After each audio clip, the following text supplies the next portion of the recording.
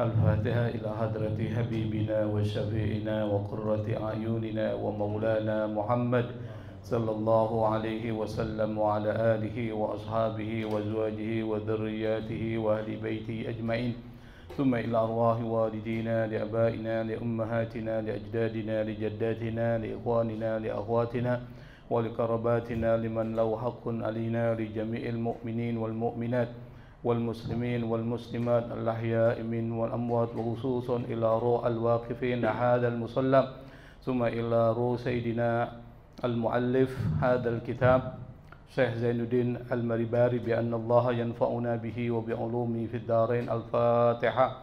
أعوذ بالله من الشيطان الرجيم.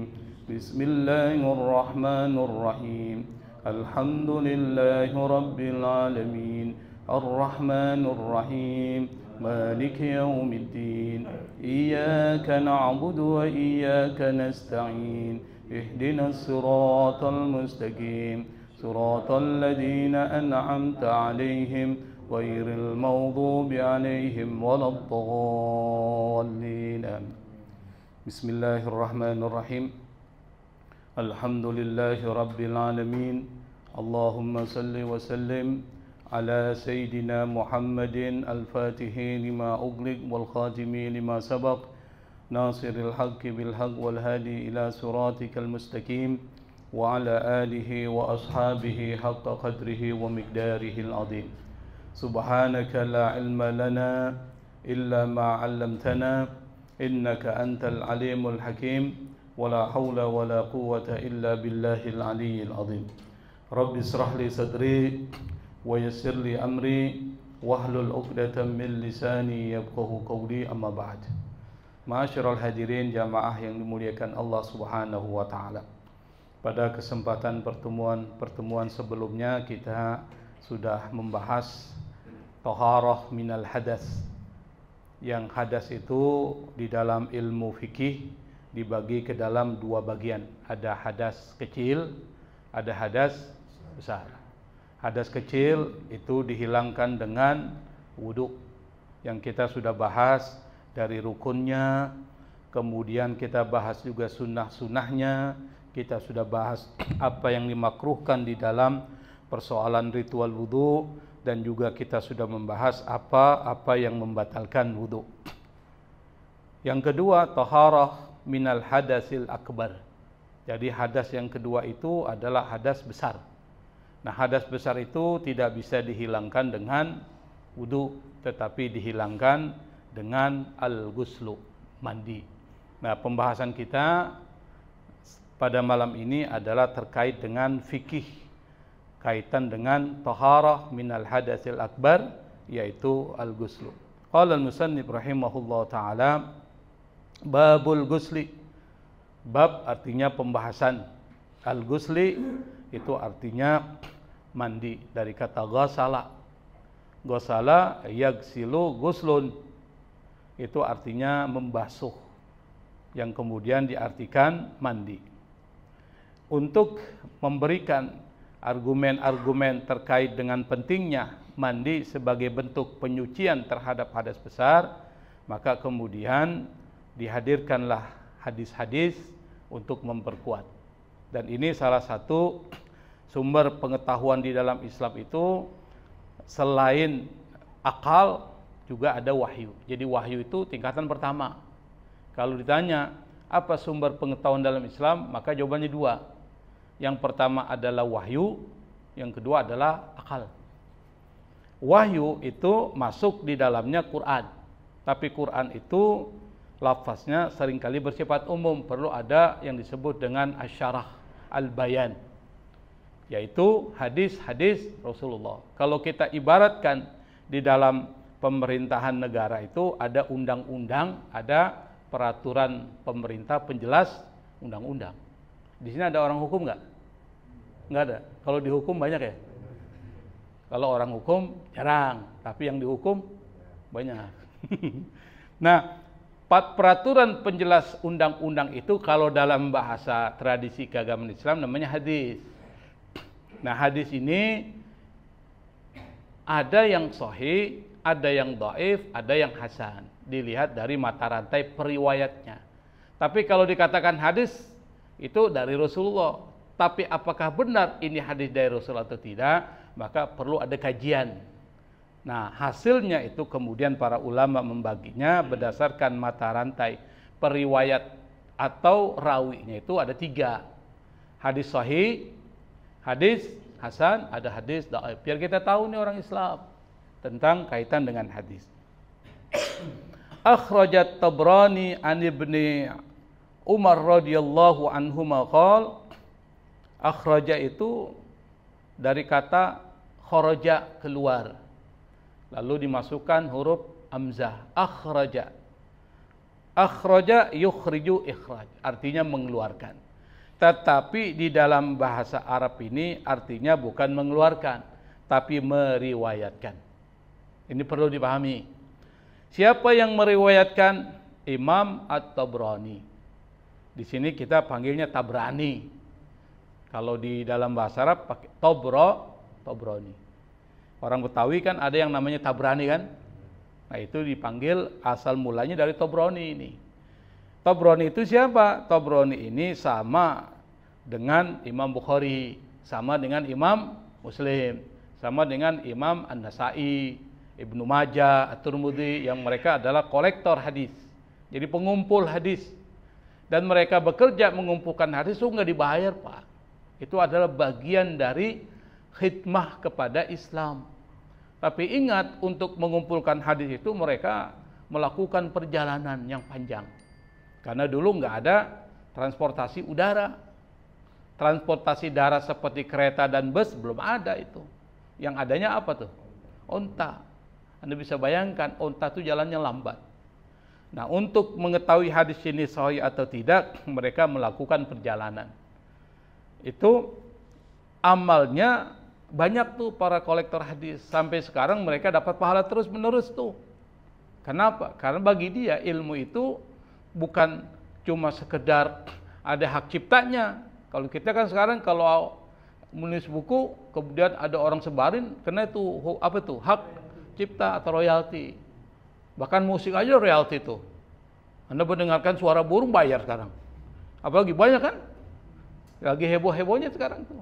Bahkan di hotel-hotel aja yang di situ ada telepi, kalau di setel musik harus bayar. Kan gila itu.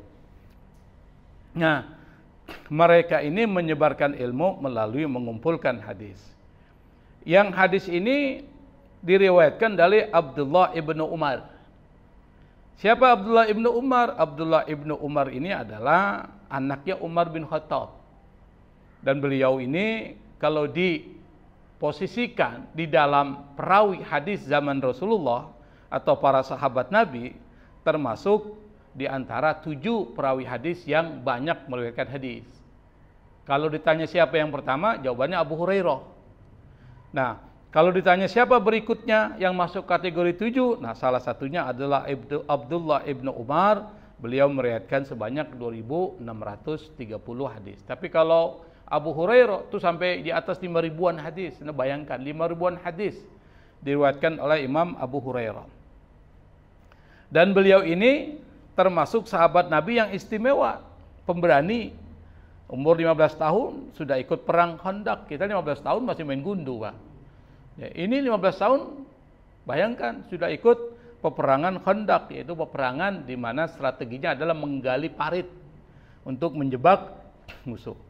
Dan di antara karamah beliau sebagai seorang yang dekat dengan Allah, beliau ini pernah satu ketika ada satu kaum tidak bisa lewat karena di situ ada macan.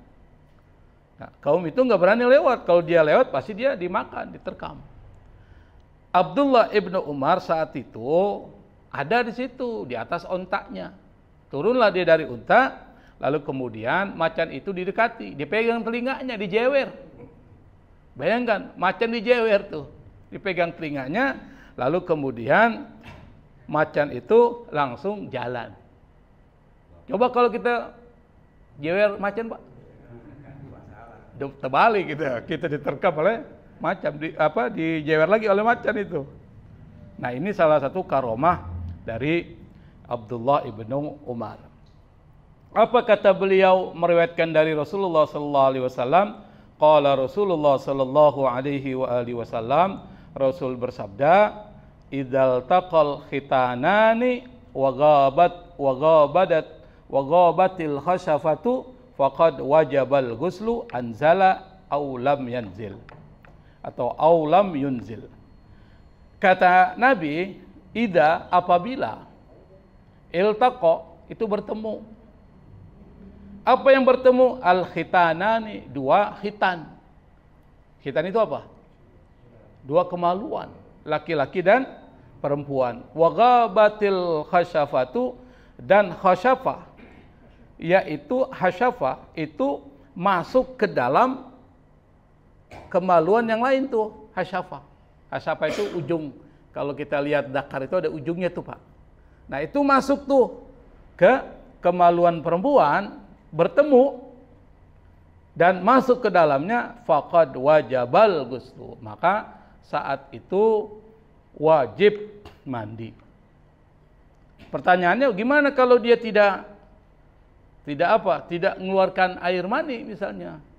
Nabi mengatakan anzala aw lam yunzil, baik dia mengeluarkan air mani atau sperma ataupun tidak mengeluarkan. Kalau dia bertemu lalu kemudian ujung dari zakar laki-laki itu masuk ke kemaluan perempuan, maka pada saat itu mandi menjadi wajib. Tidak melihat apakah dia kemudian mengeluarkan air mani atau tidak, ukurannya itu. Kalau ditanya dari hadis ini, maka yang menjadi ilatnya itu adalah bertemu dua kemaluan. Itu ilatnya. Jadi bukan keluar mani itu. Kalau dalam kaitan dengan persetubuhan antara laki-laki suami dan antara perempuan sebagai istri. Jadi ilatnya, apa itu ilat? Ilat itu artinya alasan hukumnya. Kenapa dia wajib mandi? Alasannya adalah karena pertemuan dua kelamin. Yang salah satu kelamin itu harus penetrasi, masuk ke dalam kelamin berikutnya. Kalau ujungnya udah masuk, dianggap itu wajib mandi. Maka disebut dengan hasyafah. Hasyafah itu artinya ujung. Yang berikutnya adalah wan Nasa'i, diriwayatkan oleh Imam An-Nasa'i. Imam An-Nasa'i ini termasuk seperti Imam At-Tabrani, yaitu kolektor hadis. Yang kedua, Ibnu Majah sama. Dia termasuk kolektor pengumpul hadis. Dari siapa? An Aisyah radhiyallahu anha, dari Siti Aisyah. Kita tahu Siti Aisyah ini adalah istri Nabi yang memiliki banyak keistimewaan dan termasuk di antara 7 perawi hadis yang banyak meriwayatkan hadis. Jadi di antara 7 itu salah satunya adalah Siti Aisyah. Pertama Abu Hurairah, kemudian Ibnu Umar yang kita sudah jelaskan, yang ketiga adalah Siti Aisyah. Maka yang terkait dengan persoalan fikih perempuan, biasanya yang menjadi periwayatnya atau narah hubungnya itu adalah Siti Aisyah. Makanya Siti Aisyah itu salah satu keistimewaannya adalah Allah berikan kepada dia kecerdasan. Karena kalau dia tidak cerdas, repot itu. Kenapa? Termasuk juru bicara Nabi persoalan perempuan itu Siti Aisyah. Nah, untuk jadi juru bicara harus pintar nggak, Pak? Harus cerdas nggak? Harus cerdas, memorinya harus kuat. Bagaimana dia akan menyampaikan apa yang disampaikan Nabi sebagai mediator buat para perempuan muslim kalau dia tidak memiliki kecerdasan yang bagus, tidak memiliki kekuatan hafalan yang baik. Yang kedua, dia berani. Orangnya berani, perempuan yang berani itu. Saking beraninya, dia ikut peperangan. Peperangan apa? Banyak peperangan yang diikuti oleh Siti Aisyah. Salah satunya adalah beliau ini pernah ikut langsung ke medan perang pada saat perang Uhud. Yang perang Uhud umat Islam itu kalah. Jadi banyak pelajaran dalam perang Uhud. Umat Islam itu kocar-kacir. Kenapa? Karena dia teralihkan dengan ghanimah itu. Jadi pikirannya enggak lagi jihad fisabilillah, tapi terpikir oleh harta rampasan perang. Itu yang kemudian membuat mereka kocar-kacir itu, terpecah. Nah, saat itu Siti Aisyah turun memimpin kaum perempuan untuk memberikan minum para pejuang Islam. Maka Siti Aisyah ini dianggap orang berani, karena nggak banyak orang yang seperti Siti Aisyah. Bahkan saat perang Khandaq, perang Parit, Siti Aisyah juga turun dari benteng pertahanan umat Islam saat itu untuk melindungi Rasulullah Sallallahu Alaihi Wasallam. Kenapa? Karena kalau Nabi terluka, Nabi apa-apa repot buat umat Islam. Maka Siti Aisyah dengan pemberaninya dia melindungi Nabi Muhammad Sallallahu Alaihi Wasallam. Saking banyaknya keutamaan yang dimiliki oleh Siti Aisyah ini sampai Nabi pernah mengatakan. Jadi Nabi pernah mengatakan orang yang mulia dari kalangan laki-laki itu banyak. Tapi yang mulia dari kalangan perempuan itu yang pertama hanyalah Maryam binti Imran dan Asiyah imra'atu Fir'aun, istri Fir'aun, dan Siti Aisyah. Keutamaan Siti Aisyah atas semua wanita itu seperti keutamaan sehari atas segala makanan. Artinya apa? Siti Aisyah ini memiliki keutamaan seperti keutamaan orang-orang yang dimuliakan Allah Subhanahu wa Ta'ala. Maka Siti Aisyah ini menjadi sandaran Rasulullah untuk menyampaikan hadis Rasulullah Sallallahu Alaihi Wasallam.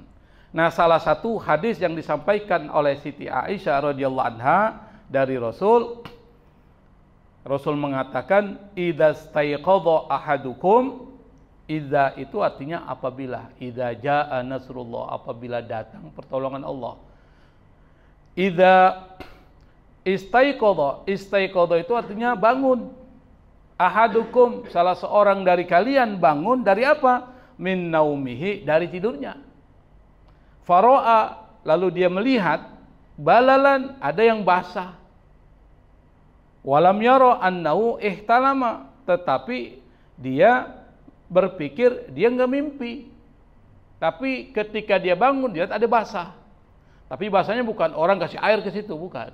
Dilihat ada basah, maka orang itu setelah bangun dia harus mandi, igtasala. Nah, kalau di sini ilatnya itu adalah kalau basah. Kalau bermimpi ya, kalau dia basah maka dia mandi. Gimana kalau kebalikannya?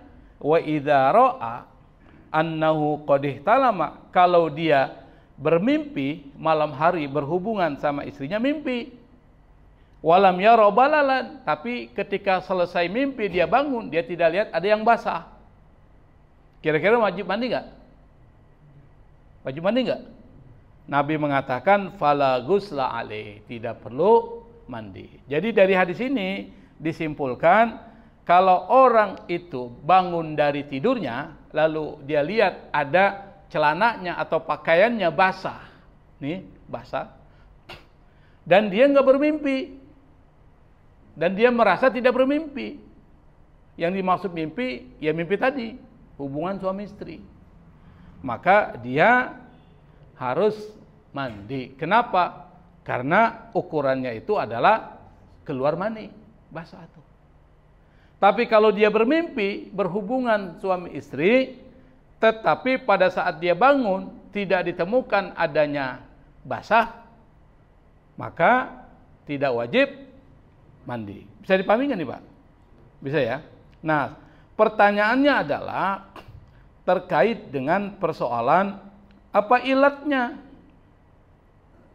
Kalau ditanya ilat atau alasan hukum dari orang yang bermimpi lalu kemudian diwajibkan mandi, itu ilatnya adalah keluar mani. Jadi yang jadi ilatnya itu adalah ketika dia bermimpi, ukurannya bukan ukuran hubungannya itu dalam mimpi, tapi ukurannya apa?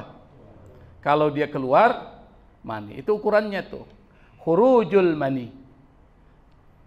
Apa itu mani? Mani itu adalah sesuatu yang keluar akibat orgasme, baik disadari maupun tidak disadari.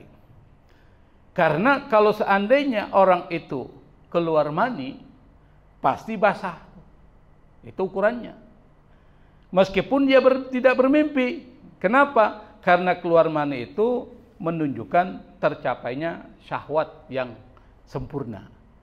Kalau dia tidak keluar, berarti dianggap tidak ada sesuatu yang mengharuskan dia harus mandi. Jadi kalau kita buat kesimpulan, kalau yang pertama itu ilatnya itu kalau bertemu dua kemaluan.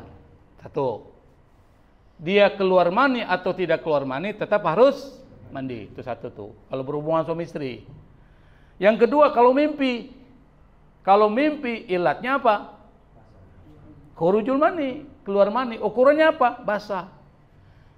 Meskipun dia merasa tidak bermimpi hubungan suami, tapi ketika dia bangun ada basah.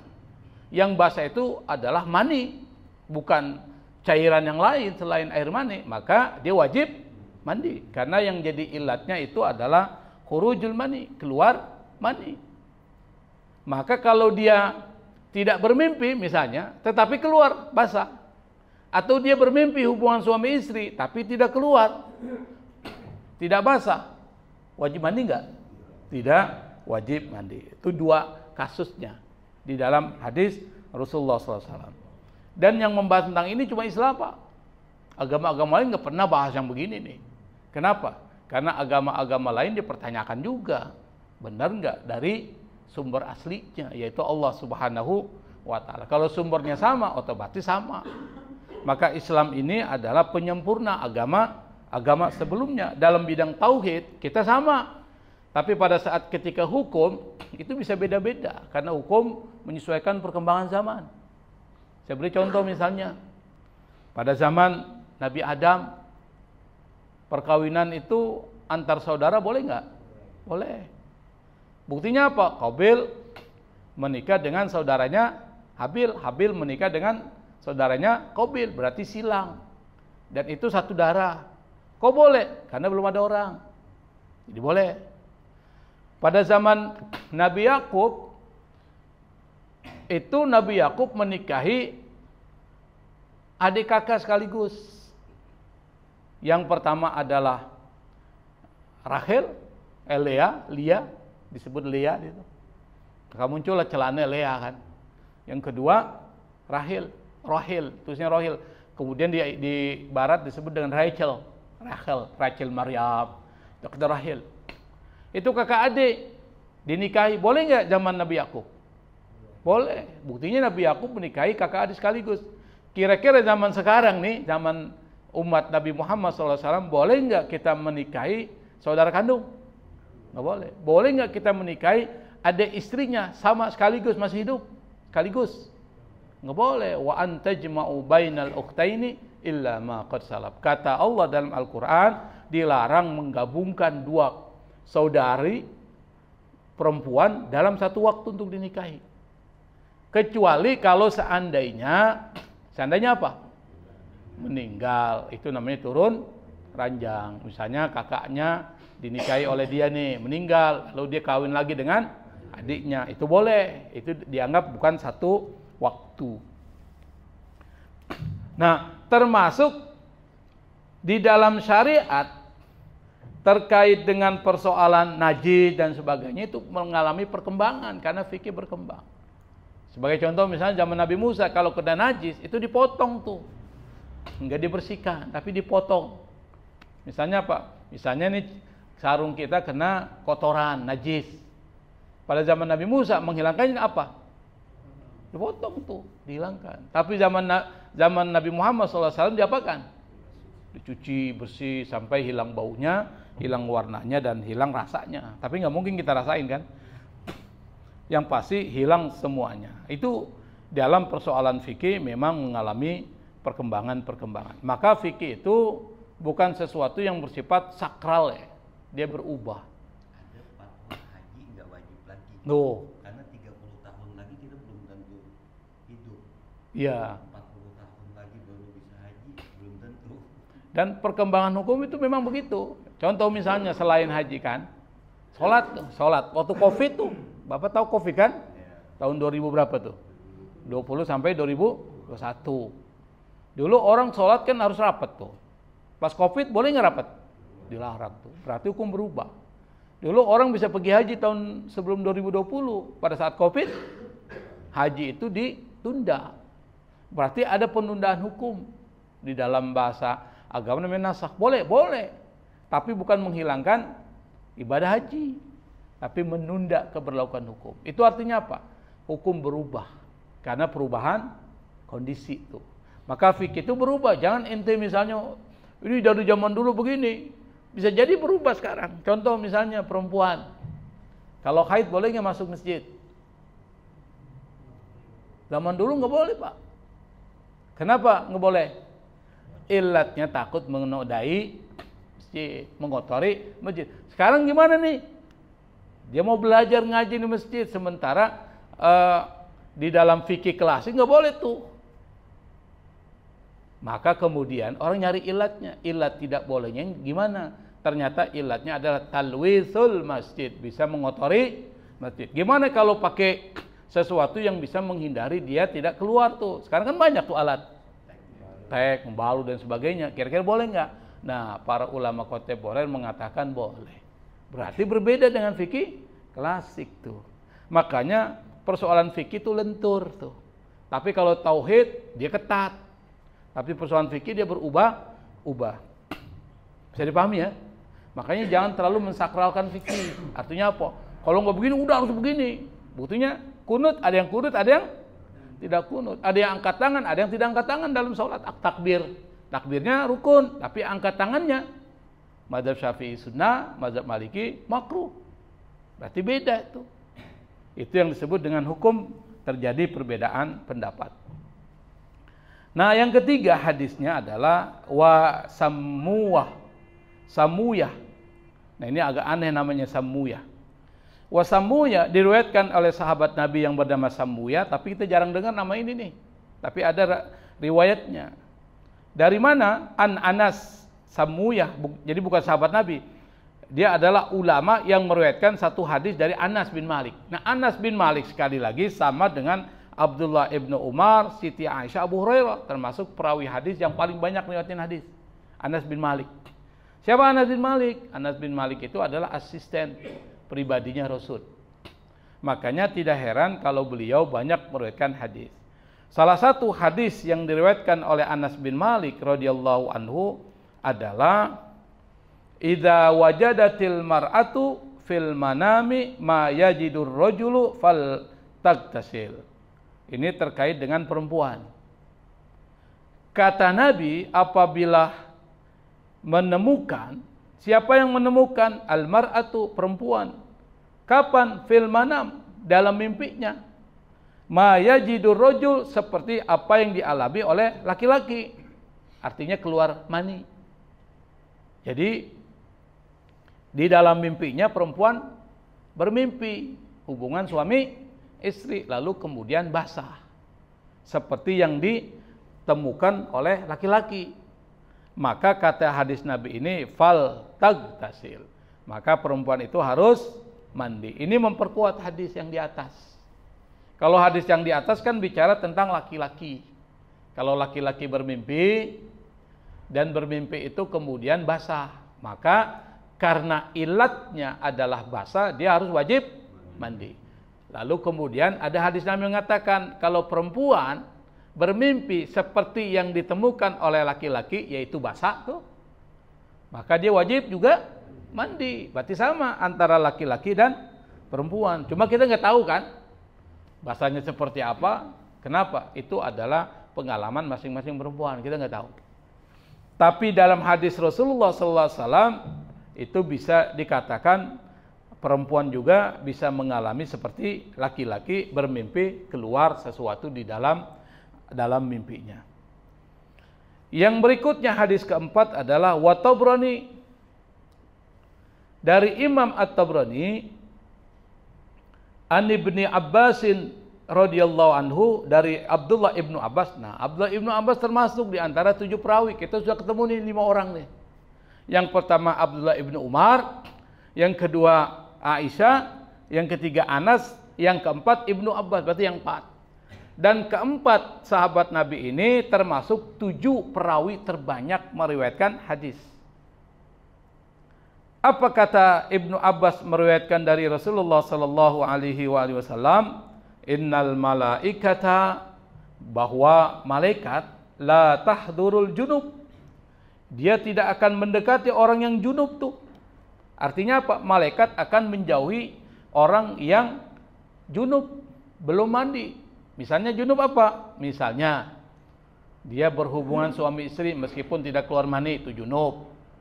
Atau dia bermimpi, di dalam mimpinya berhubungan suami istri, atau tidak bermimpi tetapi ditemukan pagi harinya dia basah, maka dia dianggap junub. Kata Nabi, orang yang seperti ini kalau belum mandi, maka malaikat enggak mau dekati. Malaikat akan menjauhi. Kenapa malaikat menjauhi? Karena malaikat suci. Malaikat itu bersih. Maka dia enggak suka ada orang muslim yang junub tidak mandi atau belum mandi. Kenapa? Karena orang junub itu dianggap bersih atau kotor? Kotor dalam pengertian maknawinya. Kotor dia. Tapi ingat, yang disebut dengan kotor ini namanya bukan najis, tapi hadas. Bedanya hadas dengan najis apa? Apa bedanya, Pak? Kalau hadas itu kotorannya bersifat maknawi. Dia nggak seperti orang kena kotoran sapi, itu kan kelihatan kotorannya itu. Kalau hadas nggak kelihatan, tapi Anda belum bersih. Namanya maknawi. Tapi kalau najis, kotorannya material, terlihat. Itu namanya bukan maknawi, material. Ada yang non material, ada yang material. Material itu maksudnya apa? Terlihat. Non material tidak terlihat. Namanya non materi. Maka dianggap orang yang junub itu adalah orang yang tidak suci, orang tidak bersih. Karena dia tidak bersih, maka orang junub nggak boleh sholat, nggak boleh tawaf, nggak boleh menyentuh Al-Quran, apalagi membaca Al-Quran. Maka kalau lagi junub, Pak, misalnya belum mandi, tiba-tiba kita membaca Al-Quran, nggak boleh, hukumnya haram tuh. Kenapa? Al-Quran suci, maka harus diucapkan dalam keadaan suci, bersih, dalam keadaan tidak junub atau tidak kotor. Karena membaca Quran ini, meskipun kita belum dalam keadaan berwudu misalnya, tapi tidak menyentuh mushaf Al-Quran boleh. Tapi kalau menyentuh mushaf Al-Quran menurut mazhab Syafi'i harus dalam keadaan suci, yaitu berwudu. Kalau nggak berwudu menyentuh Al-Quran, maka itu bisa dosa itu. Jangan anggap enteng itu. Kecuali kita menggunakan alat sehingga tidak langsung menyentuh Al-Quran, tidak langsung nih, itu boleh. Tapi kalau langsung menyentuh mushaf Al-Quran tanpa wudu, dalam mazhab Syafi'i itu dianggap dosa, haram.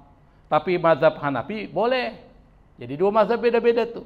Kalau mazhab Hanafi mengatakan boleh, mazhab Syafi'i mengatakan tidak boleh. Nah, kata Nabi, malaikat itu tidak mendekati orang yang junub. Berarti apa? Rahmat Allah tidak mendekati orang yang dalam keadaan hadas besar tapi belum membersihkan dirinya. Kecuali Israel ya. Hah? Kecuali Israel.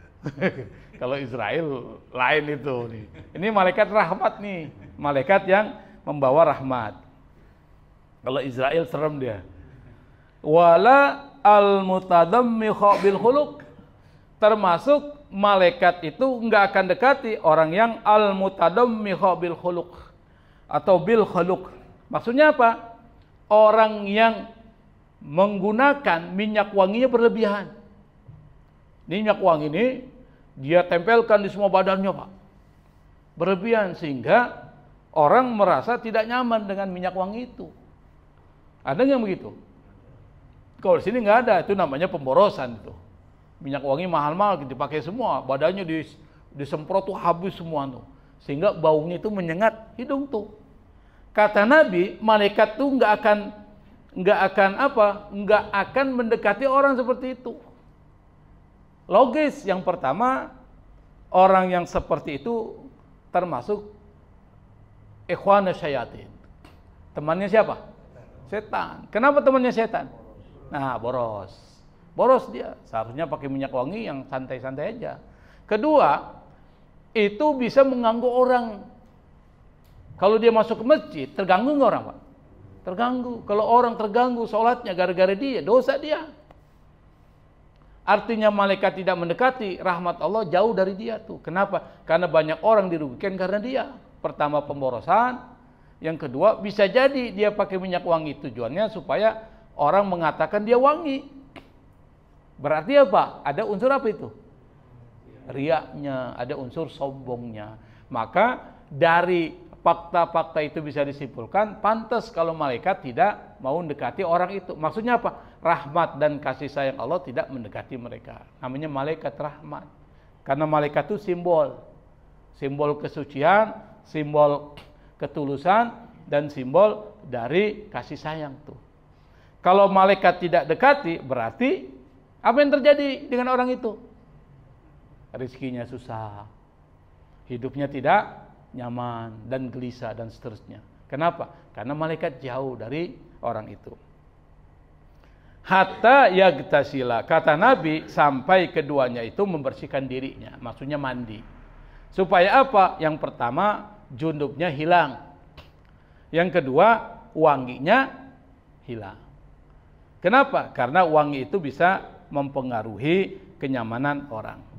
Dan itu logis, Pak, kalau kita bikin analogi gini. Analoginya gini, Pak.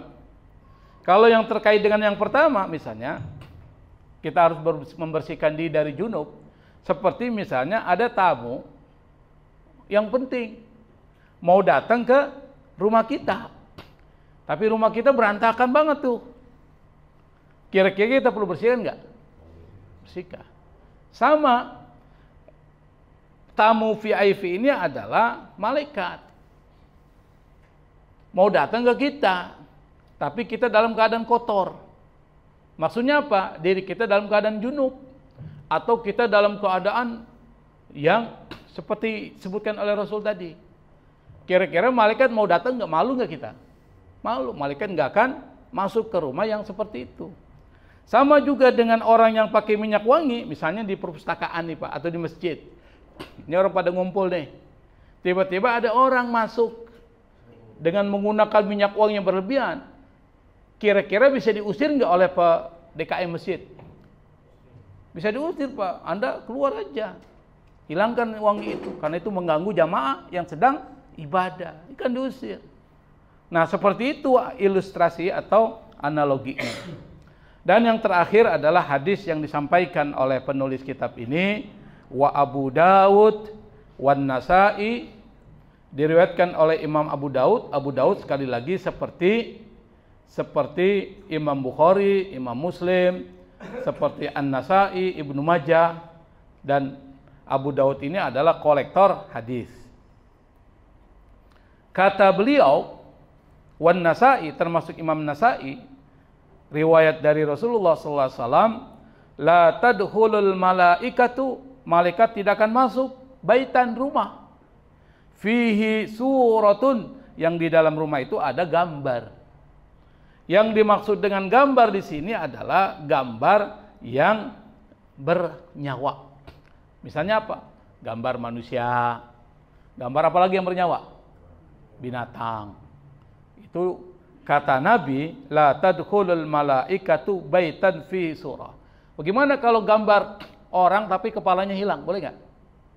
Kira-kira malaikat bisa masuk nggak? Ini gambar nih, kepalanya hilang. Serem gitu? Serem, malaikat nggak masuk. Malaikat masuk tuh kalau yang begitu. Atau dia gambar mukanya dihilangkan. Kira-kira malaikat masuk nggak? Masuk tuh. Yang dimaksud ini adalah manusia yang utuh tuh, gambar manusia yang utuh. Itu malaikat nggak masuk di rumah tuh. Wala junub, termasuk orang yang junub. Di dalam rumah ada orang junub, malaikat tidak masuk. Wala kalbun, termasuk ada anjing di dalam rumah itu, malaikat nggak masuk. Nah, sekarang gimana tuh dengan sekarang foto-foto dipajang tuh, Pak? Foto keluarga. Gimana tuh? Kan foto keluarga nih, suami istri dengan anak-anak pajang gede. Boleh nggak tuh? Nah, di sini ikhtilaf para ulama, ada yang mengatakan makruh, ada yang mengatakan haram. Ada yang mengatakan boleh. Ulama-ulama dulu. Ilatnya tadi karena makhluk yang bernyawa itu diserupakan seperti seakan-akan seperti Tuhan menciptakan sesuatu. Yang itu kan lukisan. Ya, termasuk itu. Termasuk gambar foto itu termasuk dianggap. Tetapi ulama kontemporer seperti Yusuf Qaradawi, ulama-ulama yang moderat mengatakan boleh selama itu tidak disalahgunakan. Yang disalahgunakan apa? Ya dipuja-puja. Artinya cuma gambar atau foto yang dipajang boleh. Tetapi kalau menurut mazhab seperti kelompok salaf itu nggak boleh tuh. Salaf itu siapa? Yang di Saudi Arabia. Nggak boleh. Gimana kalau itu digunakan untuk kepentingan paspor dan lain sebagainya, itu aja boleh. Untuk kepentingan-kepentingan yang bermanfaat dianggap boleh. Tetapi sekali lagi hadis ini mengatakan seperti itu, tapi realitas masyarakat kita di sana terjadi ikhtilaf para ulama. Saya pikir ini yang saya sampaikan. Udah Isa ya? Itu masuk Isa. Mudah-mudahan informasi yang disampaikan penulis kitab ini bisa memberikan tambahan wawasan bagi kita. Wallahul musta'an. Assalamualaikum warahmatullahi wabarakatuh.